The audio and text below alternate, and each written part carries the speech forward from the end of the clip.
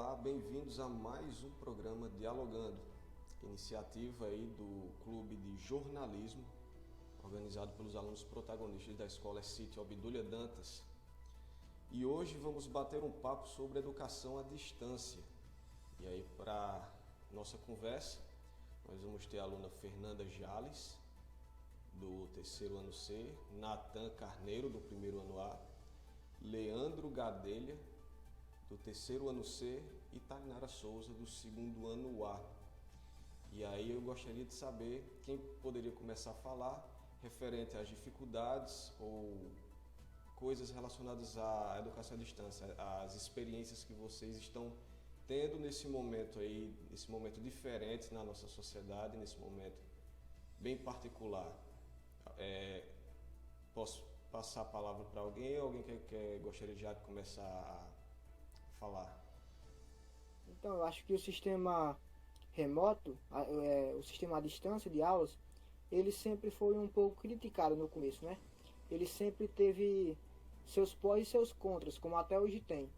Mas eu acredito que ele é um sistema que ele tem muito a oferecer, principalmente a cidades pequenas, a cidades mais remotas, que não têm esse acesso a faculdades,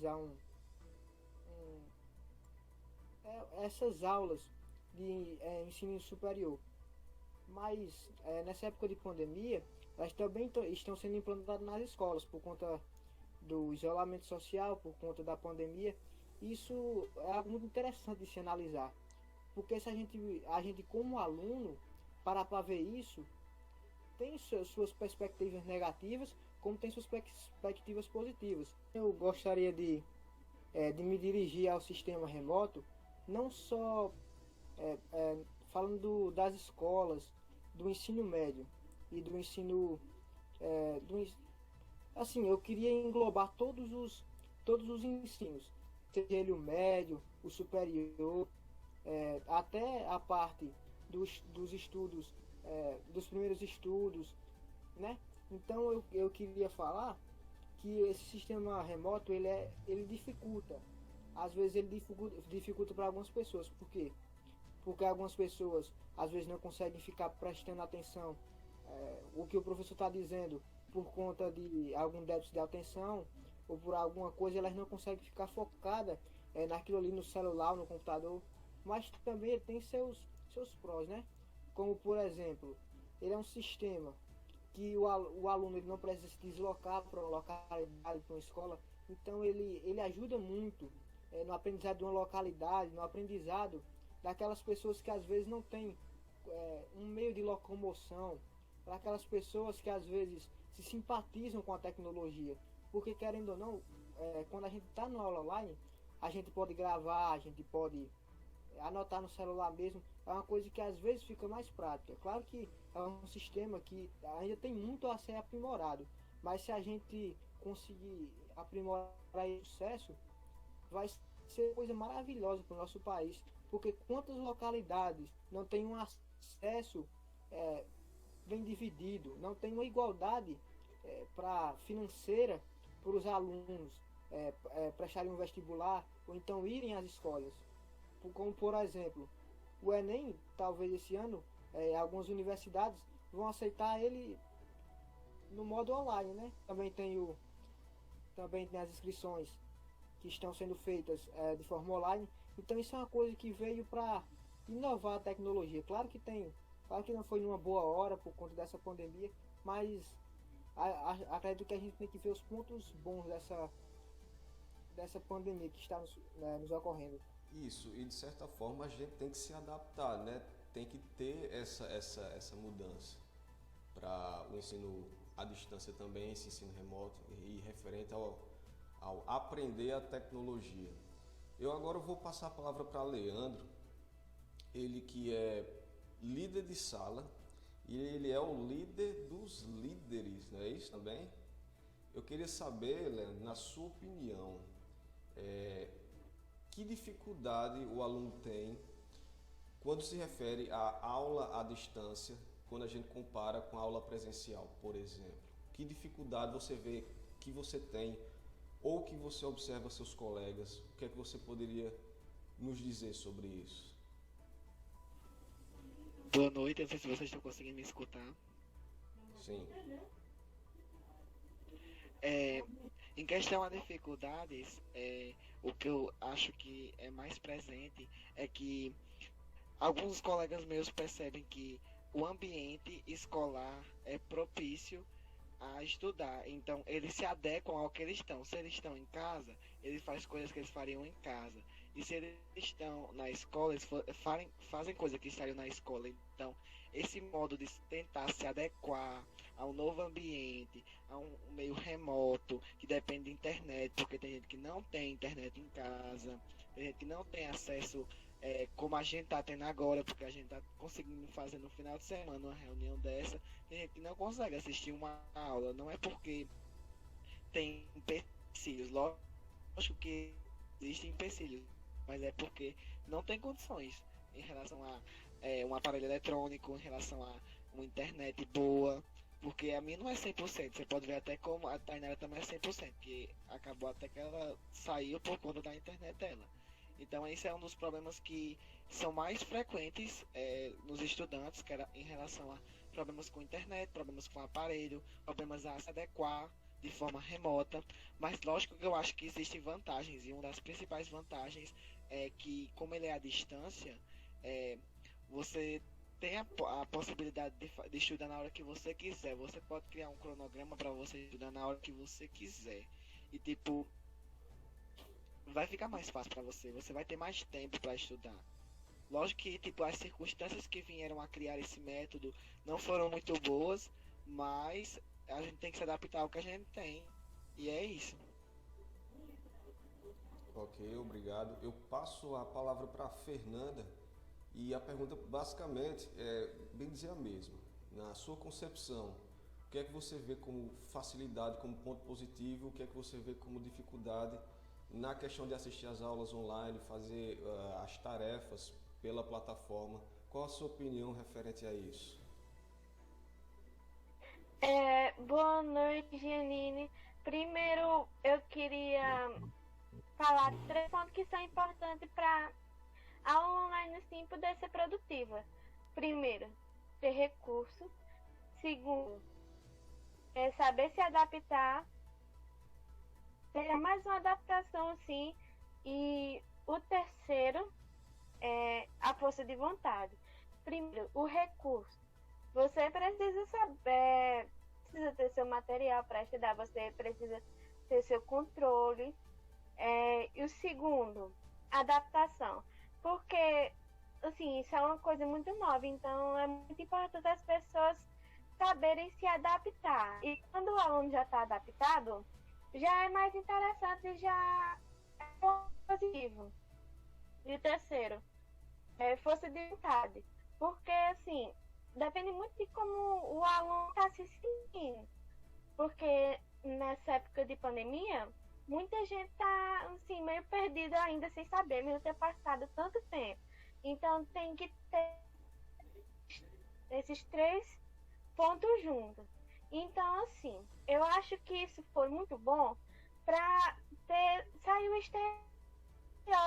Antigamente ainda já tinha as faculdades EAD, mas tem aquele negócio, vixe, EAD, será que vai dar certo? Será que realmente dá certo? Aí agora nós estamos tirando a prova, nós estamos se adaptando e nós estamos conseguindo tirar todo o estereótipo e às vezes não é aquilo que a gente acha, seja para bom ou para mal. Então minha opinião é bem dividida sobre isso. Ok.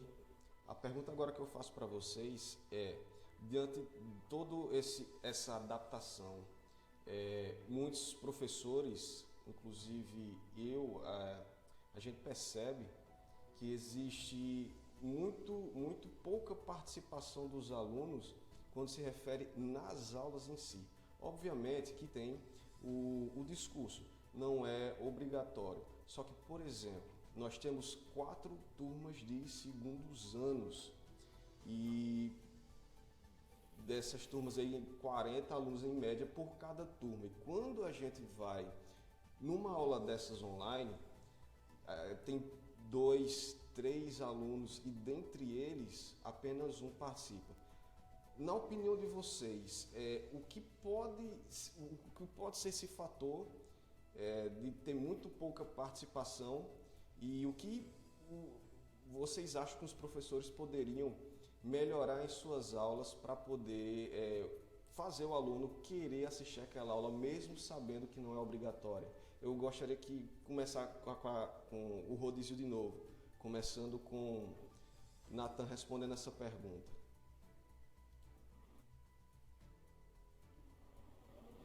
Eu acredito que essa baixa participação dos alunos é devido ao não aprimoramento dessa época, porque assim, existem alunos que ainda não se conformaram, não é? Que eles não querem se acostumar com o sistema EAD. Ainda tem um preconceito muito grande sobre esse sistema. Muita gente acha que não tem como aprender, muita gente acha que porque é online, é à distância, não é para ser levado a sério, mas muitas das vezes a gente aprende alguma coisa. Eu não vou dizer que o sistema EAD ele proporciona 100% do aprendizado, porque é um sistema que a gente ainda não está habituado na nossa escola, mas é um sistema que sim, ele pode agregar em muito.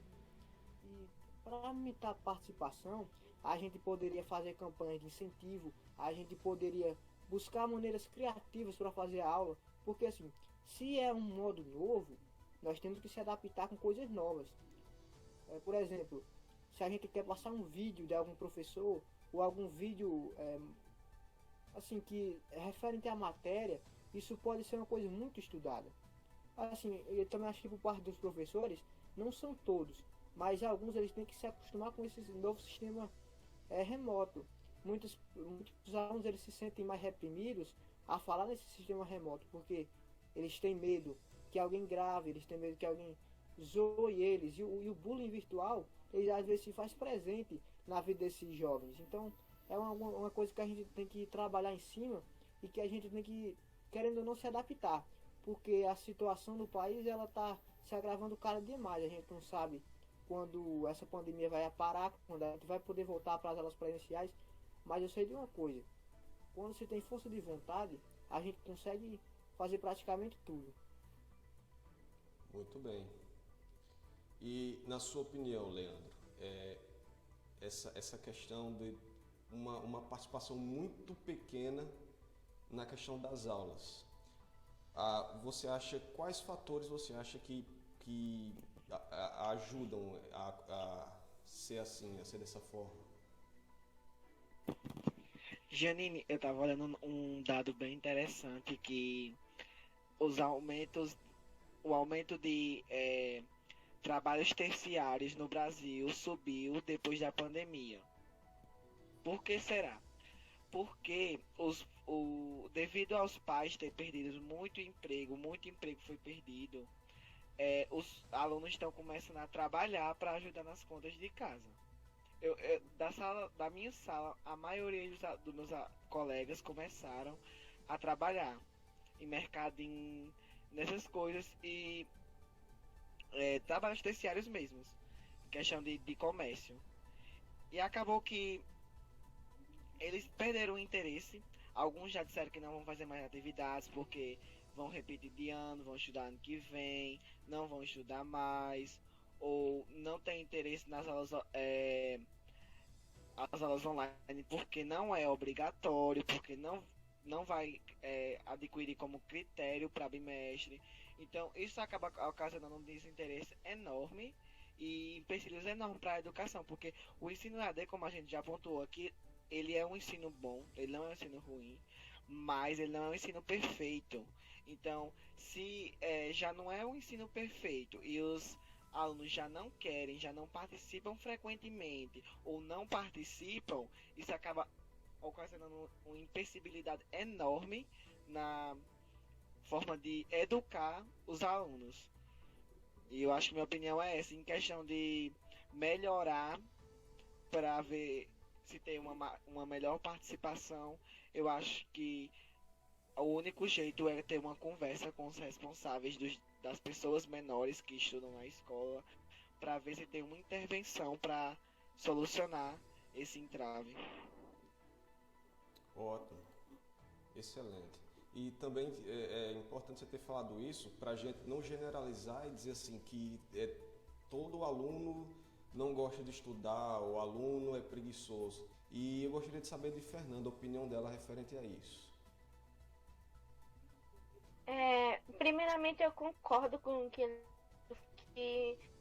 às vezes não tem uma oportunidade de se focar só nos estudos, tem a parte do trabalho, de manter a família e tal. E eu acho também que aumenta também é o desinteresse. Porque quando a gente começou, vai ficar só uns 15 dias, alguma coisa assim, um mês, no máximo um mês. Aí já vai a carreta para o segundo mês, terceiro mês, nós já estamos indo para o sexto mês de quarentena. Então isso meio que vai desmotivando, porque nós nunca sabemos quando vai voltar, se vai voltar, ou meio que desestimula. Então eu concordo também com o Leandro sobre a parte da conscientização e concordo também com a parte da que tem que falar mesmo, tem que haver uma conversa, mas de modo compreensivo. Tem que levar isso com compreensão. A agressividade não leva para nada. Ok. Todo mundo está passando por uma adaptação, né, referente a isso. E adianto para vocês que toda sexta-feira, Danúbia, a professora Danúbia de Geografia, ela tem um projeto que é E aí, vamos cooperar? Que é a cada sexta-feira, depois da reunião com o pessoal da escola, um professor ou alguém vem apresentar uma ferramenta didática para poder ensinar ou para poder auxiliar no processo das aulas online ou das atividades. Então, toda semana, até agora a gente já teve 8 encontros. Em todos eles, vários professores mostraram dicas de como tentar tornar a aula mais atrativa, ou que ferramentas a gente poderia usar. Por exemplo, o professor Gil mostrou para a gente como passar vídeos via Google Meet. Já o professor Lucas e Daniele e Danúbia mostraram ferramentas interativas que a gente pode tentar interagir com o aluno durante as aulas. E, na minha opinião, se nas minhas aulas tem 3 pessoas e elas estão participando com qualidade, então, para mim, isso já é um avanço muito grande. As pessoas que são proativas na escola, os alunos que são protagonistas, eles têm a consciência disso aí. Por que eu falo isso? Porque muitas vezes o professor ele vai abrir atividade e tem aluno que, uma pergunta que para você dar a sua opinião sobre referente coisa, e o aluno coloca um ponto, ou coloca não sei, só para o nome dele aparecer lá na planilha como respondido. Então, acho que a escola ela tenta, só que ela tem que vir esse encontro também dos alunos junto à escola, como acontece, por exemplo, aqui no clube de jornalismo. Os alunos são muito ativos, acredito que no clube de redação também, os alunos são muito ativos, eles procuram saber, e isso é a importância para a gente ter exatamente esse equilíbrio. Não adianta o professor ficar lá na sua aula com um monte de aplicativo, com um monte de dançando e fazendo, se não tem a participação do aluno também. E aí eu queria saber o que vocês acham referente a essa questão de se adaptar e se atualizar, e mais ainda, falar um pouco da experiência de vocês, dessa proatividade. No que vocês são proativos, o que é que vocês fazem para o conhecimento de vocês aumentar referente aos estudos, referente a trabalhos, referente às atividades. De novo a gente faz o círculo aí com o Natan. Onde você é proativo na escola? Primeiramente, eu gostaria de ressaltar que esse projeto que a professora Danúbia criou, eu acho uma coisa inovadora. Eu acho que a gente tem que fazer mais projetos assim, porque é um sistema que a gente tem que se adaptar melhor, não com ferramentas que já existem, mas com ferramentas que venham a ser criadas, às vezes, com a adaptação da própria escola e dos próprios alunos. Um projeto que eu gostei muito, que está sendo trabalhado nesse sistema remoto, é o de criar mapas mentais, que eu acho que é uma coisa que o cérebro ele estimula mais essa parte do cérebro e faz com que o aluno ele aprenda de uma forma mais divertida, mais interativa. E eu acredito também que a escola ela vem dando esse apoio para os alunos. Claro que sempre tem algo mais a acrescentar, porque é um sistema que a gente não está habituado, como eu já falei anteriormente. Mas eu acredito que os professores e os alunos, a gente está fazendo o máximo que a gente pode fazer nesses tempos difíceis. Ok. Leandro, você poderia dizer em que você está agindo na escola, quais atividades você faz e como você faz essas atividades, seja de clube, seja, enfim. Certo. Questão atividades. Acho que primeiramente o que eu queria pontuar é ser líder, que a gente teve que se inovar nesse forma remota, né? Era muito mais fácil a pessoa cobrar dos alunos pessoalmente. Eu acho que às vezes eu sinto falta de um diálogo, porque o grupo do WhatsApp que é privado de cada turma que todo mundo tem, eu acho que não é o suficiente para alertar, porque toda semana, todo dia, eu mando avisos, mando coisas, e a gente tem que se inovar para tentar contornar esse impasse. E eu acho que também a parte de ser líder do clube de redação, que para mim já faz 3 meses, queria também ressaltar isso, que já faz 3 meses que a gente tá com esse clube. Inclusive, pessoas que estão aqui participam dele. Eu fiquei muito chocado com que eu pensei que não ia dar certo, que de forma remota, gente que não era protagonista no ensino normal ficou sendo protagonista no ensino remoto. Eu vi gente começar a falar. Eu acho que, tipo assim, é uma questão da pessoa se adaptar ao que está acontecendo. Então, acho que atividades proativas que eu realizo no ensino remoto é ser líder, ficar no pé dos meninos mesmo, e o clube de redação, que é uma coisa que nem eu sabia que eu amava fazer. E tem o clube de dança, né? Ou ele não está ativo no momento? Ele não está ativo no momento, Giannini, que eu achei que não daria muito certo. A gente ainda tentou fazer o projeto Arte em Cena, foi realizado de forma remota. Gravamos o vídeo e tal, mas não deu muito certo. Agora, Fernanda, vamos saber de Fernanda. No que você é protagonista na escola? Sim, eu sou líder da Fernando, que é líder. Eu também converso com os meus colegas, reforçando o que eles falam também. E eu faço algumas postagens no blog, para quem não sabe, o blog está com algumas postagens do Clube de Jornalismo. E recentemente a última postagem foi sobre projeto de vida, sobre como escolher, que a escolha não é uma coisa tão fácil, leva tempo. Então, eu estou planejando fazer algumas postagens, alguns textos que ajudam os alunos que estão perdidos. E essa é a questão que eu estou ajudando. Ok.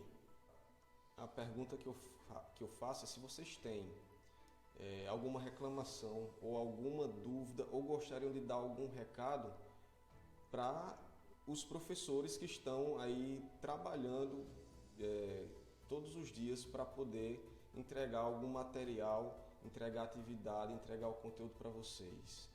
Gostariam de falar alguma coisa a respeito? Então, mais uma vez eu passo para a Natan.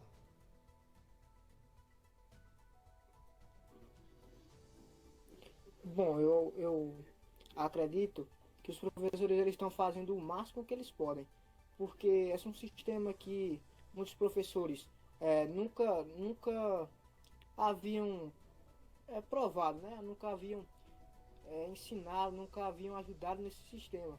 E eu vejo que muitos professores que não estavam habituados com a tecnologia, eles vieram a habituar e a ajudar no sistema online. Então acho que a participação dos professores está sendo muito ativa e muito presente, não só na parte dos estudos, mas na parte de dar um apoio, porque como a gente pode ver, eu mesmo estava vendo um estudo que apontou que 30% subiu 30% das mortes por suicídio.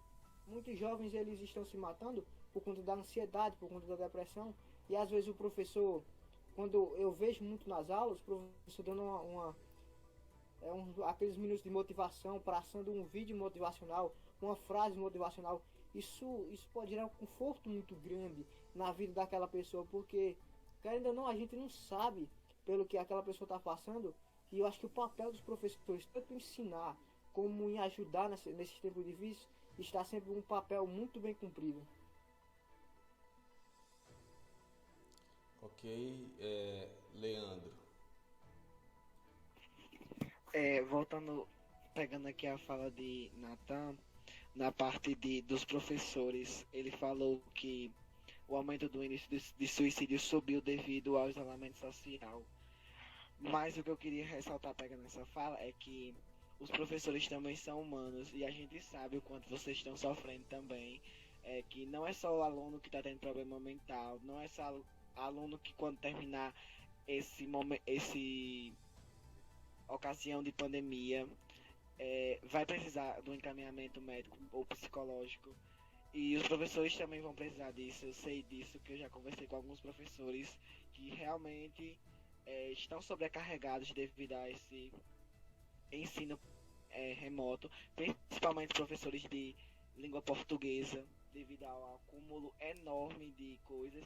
E o que eu quero dizer para vocês é que, tipo assim, a gente tá aqui num dia de sábado, tentando fazer um vídeo para postar, para mostrar a nossa opinião.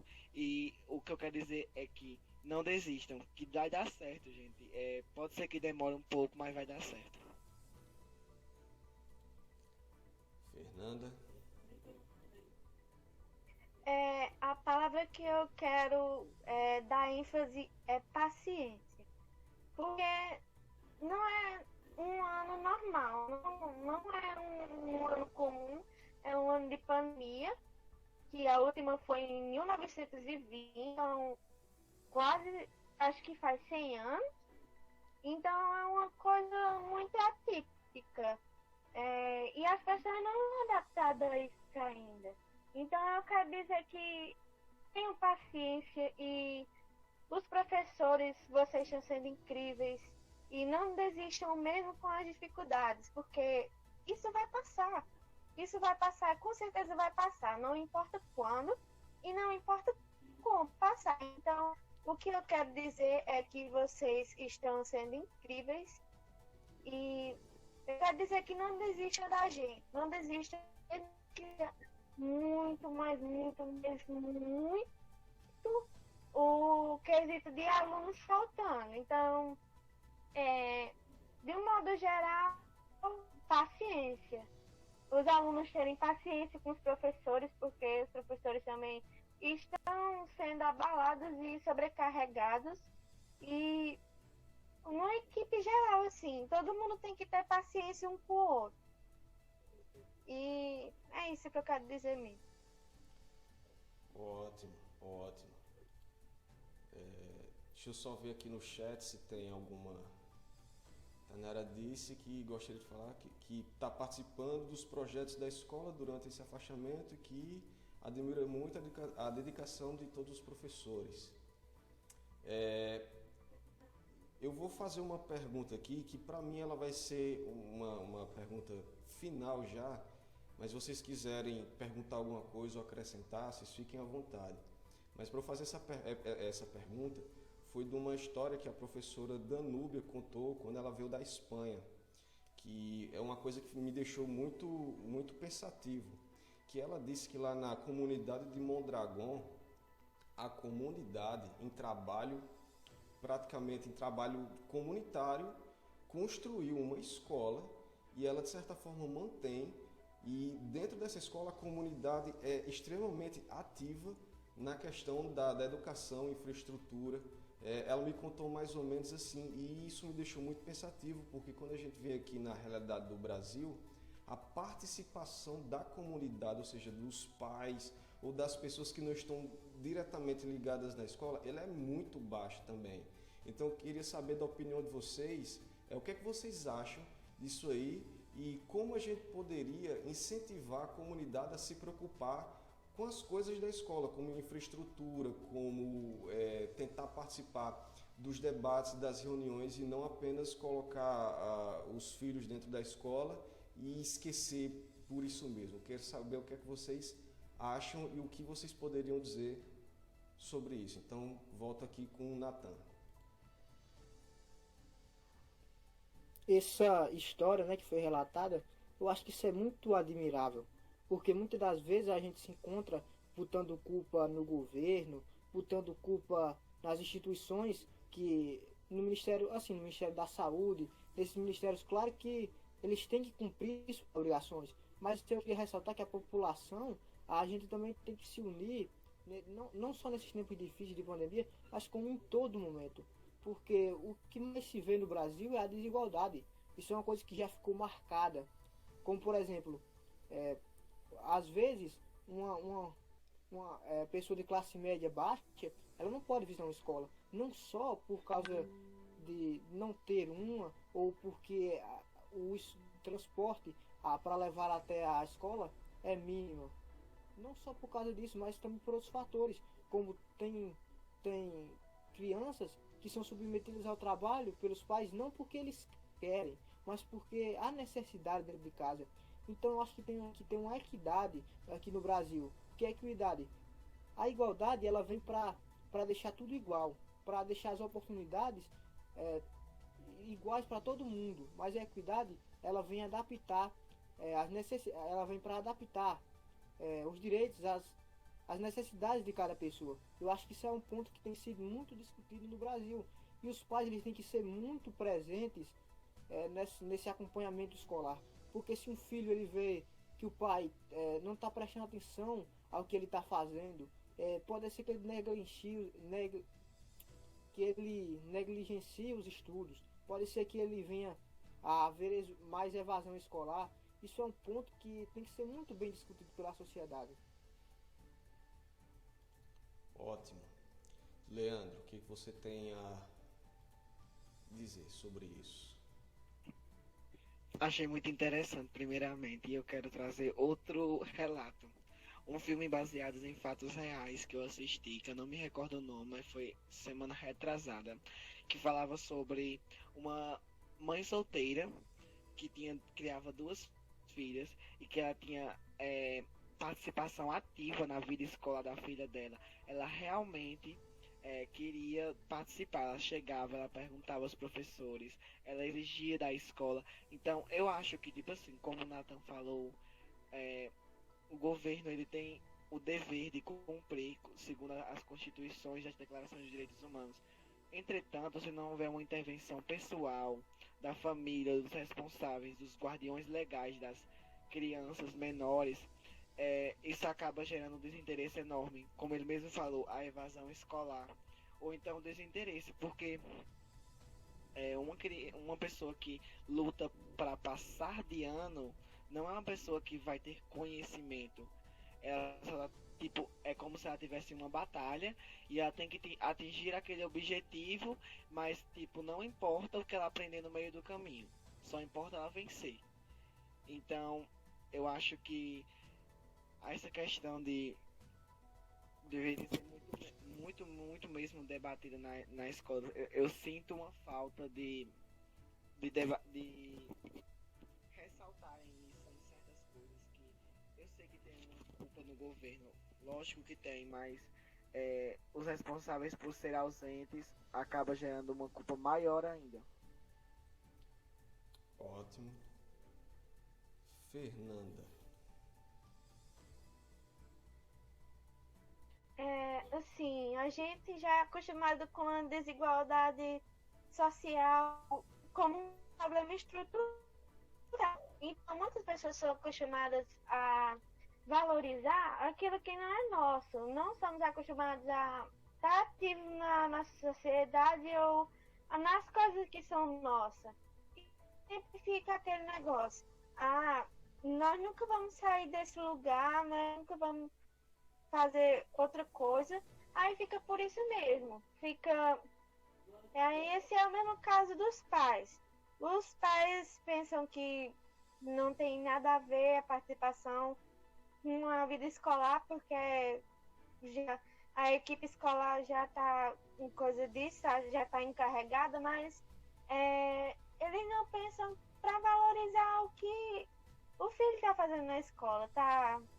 Não pensando no que a criança está fazendo, não está sendo ativo, não tá assim como dizer monitorar o que o filho está fazendo. Isso muitas vezes acarreta que os pais não sabem o que está acontecendo com os filhos e tem uma visão errada. Aí quando vai na escola, quando recebe notificação, aí recebe aquele baque. Aí eu penso assim, uma das ações seria aumentar esse contato da escola com os pais, seja por reuniões, seja por, assim, contato mesmo com os pais, seja por mensagem, ou então pedindo visitas na escola, quando passar a pandemia. Aí eu acho que a escola influenciando e notificando mais os pais, eles viriam mais, para valorizar o que os filhos estão fazendo. Ótimo. Tainara pediu para ter a vez da fala aqui. Pode ficar à vontade, Tainara. Um pouquinho do que a Fernanda falou, alguns pais, ao meu ver, eles não se importam muito com o que o filho está fazendo na escola, e sim com o rendimento dele ao fim do bimestre. Eu já vi muito isso, já aconteceu com algumas amigas minhas, que pais não estavam nem aí, só que ao fim do bimestre, quando recebia o boletim que o filho tivesse com uma nota baixa, ficava, poderia ter se saído melhor, cobrando um pouco do filho, cobrando dele uma coisa que às vezes ele tem dificuldade e que eles não dão a importância que deveriam dar. Eles não estão nem aí para a pessoa, a criança jovem, durante os estudos dele, mas ao fim do bimestre eles querem que eles tenham um ótimo rendimento. É aquela questão, mãe, tirei um 8, poderia ter tirado um 9. Mãe, tirei um 9, poderia ter tirado um 10. Mãe, tirei um 10, não fez mais do que sua obrigação. Você puxa muito para esse lado, porque tem muitos pais que são assim. Então, acho que todo mundo concorda aqui que a comunidade teria que ser mais ativa, no contexto escolar, tanto no acompanhamento do filho, como também no andamento de como a escola está trabalhando, está fazendo as suas coisas. Então, eu encerro aqui as perguntas, mas deixo espaço aí para caso alguém queira comentar alguma coisa. Desde já, eu agradeço muito a Leandro por aceitar o convite aqui do Clube de Jornalismo. Foi muito boa a conversa, foi muito proveitosa e fica aqui o agradecimento e deixo aí para vocês alguma consideração final, caso vocês queiram falar. Então, como o Leandro disse que o celular dele está descarregando aqui, eu vou deixar as considerações finais logo para você. Aí qualquer coisa a gente edita lá. Pronto. Eu queria agradecer pelo convite e sempre que puder me chamar, pode chamar, porque eu vou vir sempre que puder. Eu amo participar dessas coisas, debater mesmo. Fernanda, sempre a gente tem esses papos. Já tinha pessoalmente, agora dessa forma remota, né? A gente tem que se adaptar.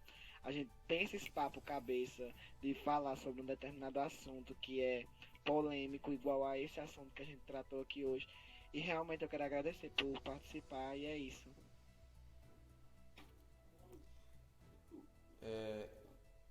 Queria dar as considerações finais, Nathan. Eu acredito que o papo de hoje foi muito proveitoso, porque a gente citou temas como aulas online, como o acesso à educação no Brasil. Isso também foi citado de uma forma indireta, porque nessa pandemia a gente também tem que continuar com o nosso projeto de vida, até porque até as aulas de projeto de vida na escola não pararam.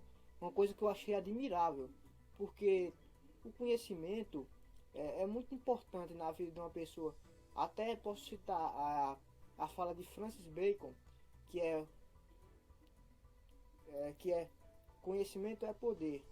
Por que conhecimento é poder? Porque quando você tem o conhecimento, é uma coisa que não pode ser tirada de você. Como, por exemplo, o povo judeu foi um povo que foi muito oprimido, mas foi um povo que aprendeu a valorizar esse conhecimento. Por quê? Porque eles viviam mudando de localidade para localidade, de um local para o outro, e eles aprenderam essa fala de Francis Bacon, que conhecimento é poder. E quando você tem conhecimento, você pode fazer muito mais que coisas materiais. Por exemplo, quando você tem uma casa, você tem ela, é um valor material que você tem ali. Mas quando você sabe fazer uma casa, ali é um conhecimento a mais, porque aonde você for, você vai estar praticando aquele conhecimento. E é isso que a gente tem que incentivar no Brasil. Eu vejo muitas pessoas cobrando do Brasil para ser um maior país, uma potência mundial, mas primeiramente a gente tem que começar com a educação, porque para mim um país sem educação ele não existe. Como diz uma fala que eu escutei certa vez, é de um ativista africano, que diz que um povo sem cultura é um povo sem raízes. Eu sei que eu saí um pouco aqui da educação para a cultura, mas eles estão muito ligados. Porque se a gente tem uma cultura de estudar mais, de trabalhar mais, de se renovar a cada dia, certamente o nosso país vai se tornar muito mais rico, não só financeiramente e economicamente, mas também com a educação, também sendo um país admirável, um país, não que não seja, o Brasil é um país hoje grande, um país hoje que tem um formato como posso dizer, que tem proporções de ser uma grande potência, se for bem trabalhado, tem proporções de ser, como é que se pode dizer, de ser um país muito bem desenvolvido. Ótimo. E Fernanda, suas considerações finais. Assim, pegando a fala de Natan, um dia desses, acho que foi ontem, me falaram assim, a Fernanda é muito nacionalista. Mas sabe por quê? Porque eu acredito que com investimento, com apoio, nós podemos mudar a nossa realidade. Porque o brasileiro é uma pessoa assim que não desiste fácil. E devemos continuar assim. Porque a nossa meta é fazer um país melhor. E nada mais justo do que ter investimento para isso. Porque não adianta ter força de vontade sem investimento e foco. Então, eu acredito que o Brasil possa mudar e eu acredito que um dia a gente vai conseguir passar por isso tudo. Mas o mais importante é que não podemos desistir. Não podemos deixar nos abalar e seguir em frente, mesmo isso. Porque o que eu acredito é que devemos dar valor às nossas coisas, dar valor às nossas origens, dar valor ao que é nosso. É por isso que eu acho que ainda temos vantagens, ainda temos esperança. Ótimo. Tainara, gostaria de falar alguma coisa nas considerações finais? Bom, primeiramente eu gostaria de me desculpar por não ter interagido, mas gostaria de puxar um pouquinho do que o pessoal falou. Esses dias eu vi uma chat que diz assim: o brasileiro só não domina o mundo porque tem preguiça. Porque aqui no Brasil a gente é o país que tem o maior mix de culturas no mundo todo. Aqui temos de pessoas de todos os lugares do mundo, um pouco de cada cultura misturada na nossa. E o Brasil é muito conhecido porque nós somos muito criativos, somos um povo muito criativo. E sim, eu concordo com o pensamento dos meus colegas que se aqui no Brasil a gente tivesse mais investimento, tanto na educação quanto em vários outros setores, o Brasil com certeza estaria à frente de alguns outros países. O Brasil é muito desvalorizado, mesmo sendo um país incrível. Essa semana, eu sei que está saindo vai ser um pouco mais.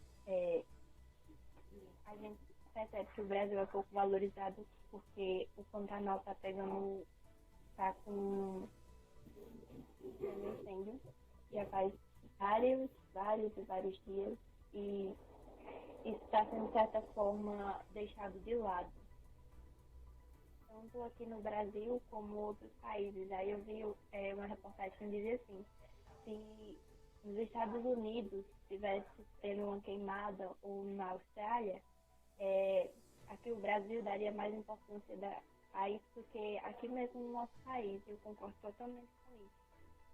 Então eu acho assim, o brasileiro deveria se valorizar mais, dar mais valor ao próprio país e não aos outros. É isso.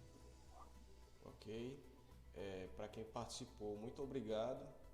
E nós encerramos mais uma versão aí do programa Dialogando.